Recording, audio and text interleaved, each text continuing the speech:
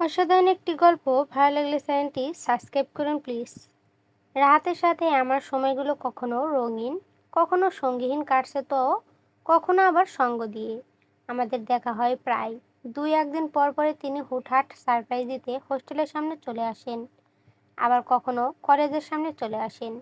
মাঝে মাঝে তিনি ব্যস্তও থাকেন। ছুটির দিন এলে আমি মুখিয়ে থাকি কখন তার সাথে বাইরে বের হব, ঘুরতে যাব।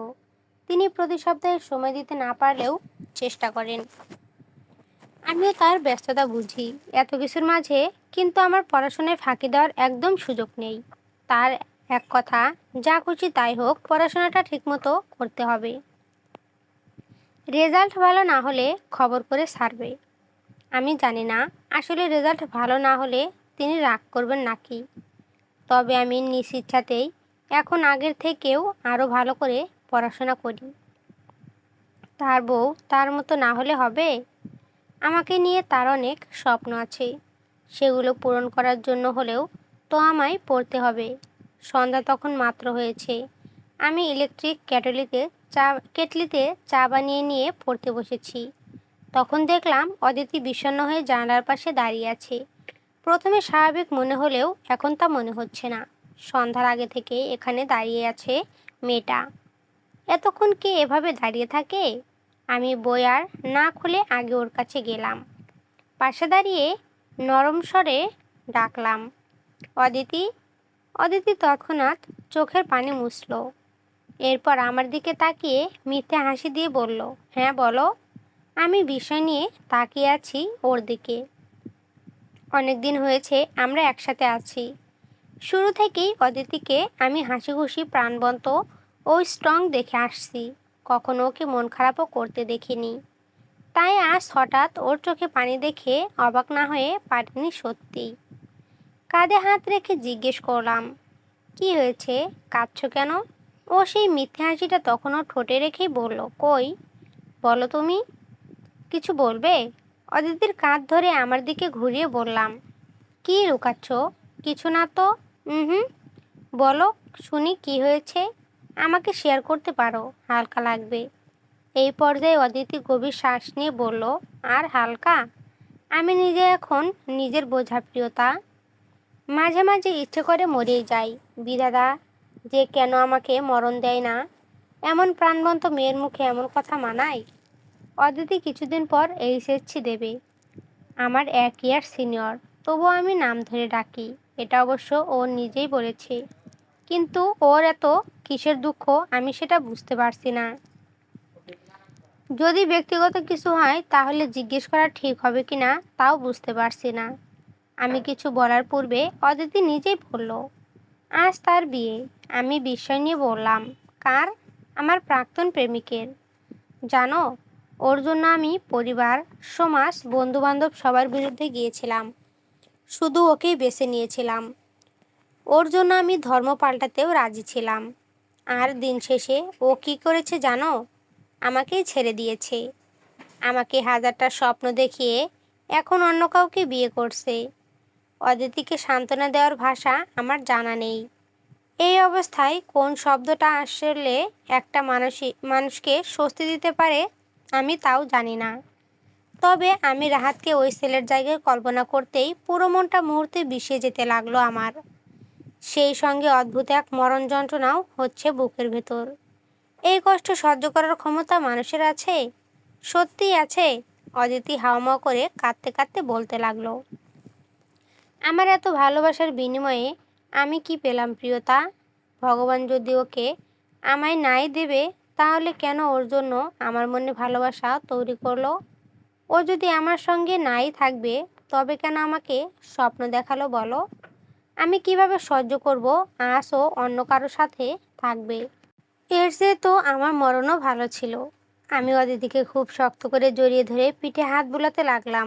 কখন যে আমার চোখ থেকেও পানি গড়িয়ে পড়তে লাগলো আমি বুঝতেই পারিনি।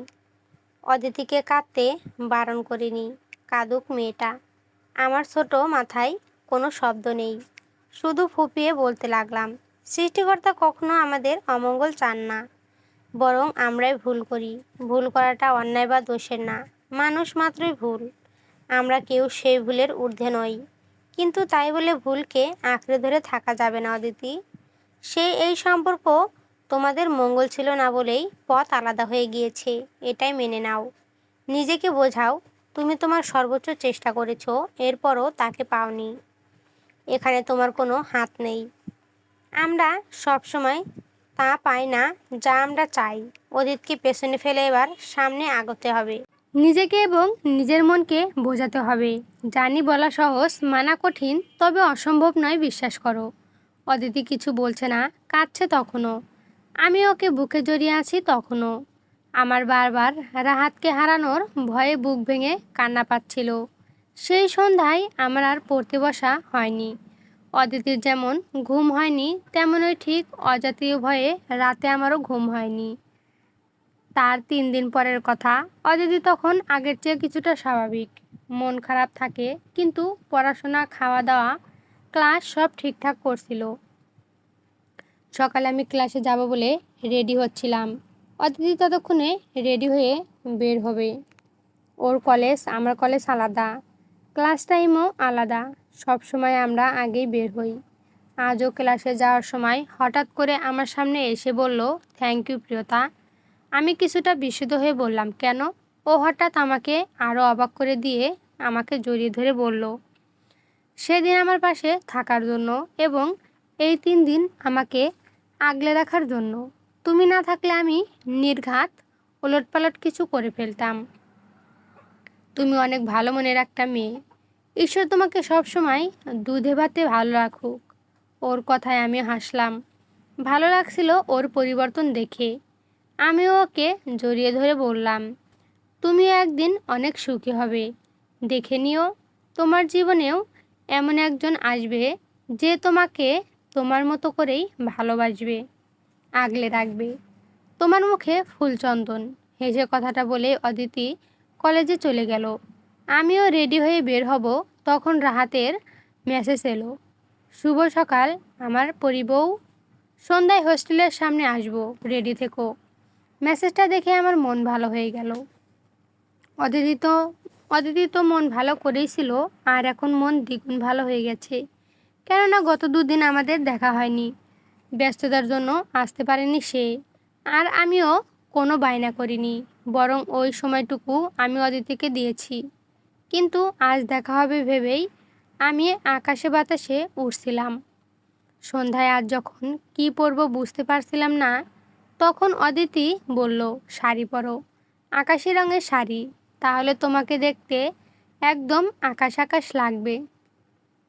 আমি ঠোঁট উল্টে বললাম, হুট করে শাড়ি পরবো?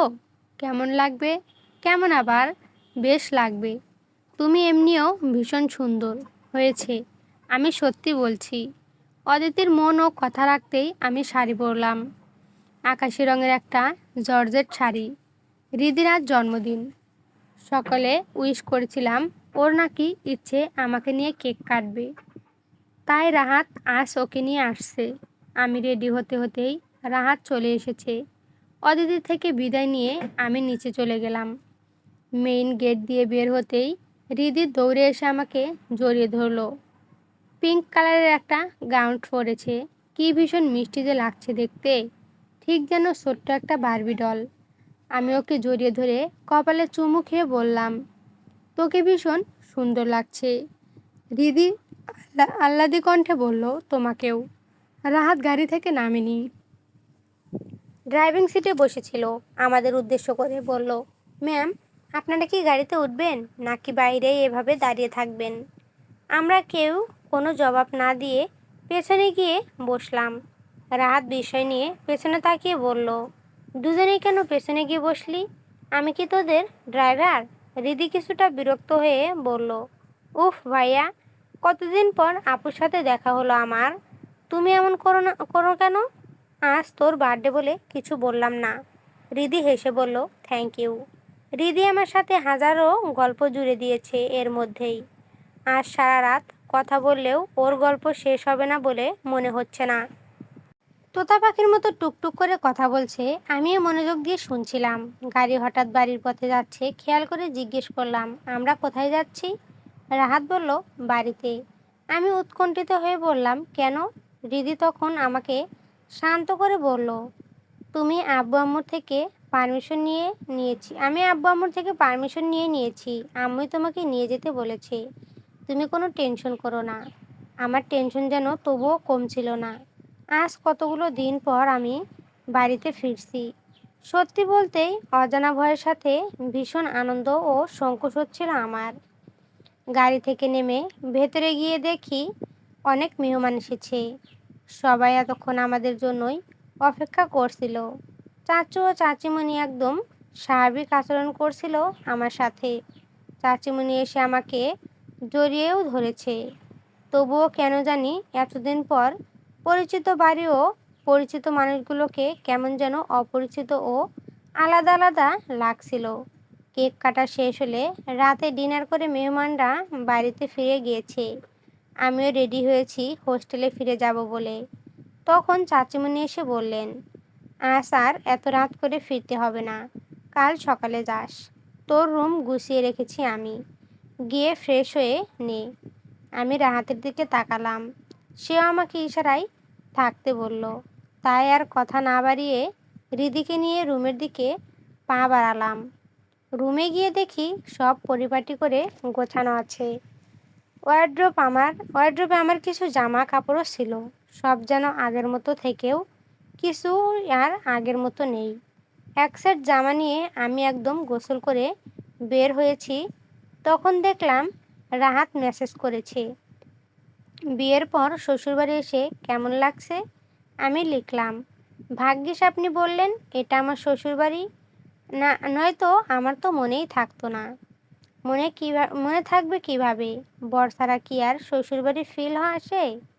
দুজন আলাদা দুই রুমে, মানে হয় কোনো?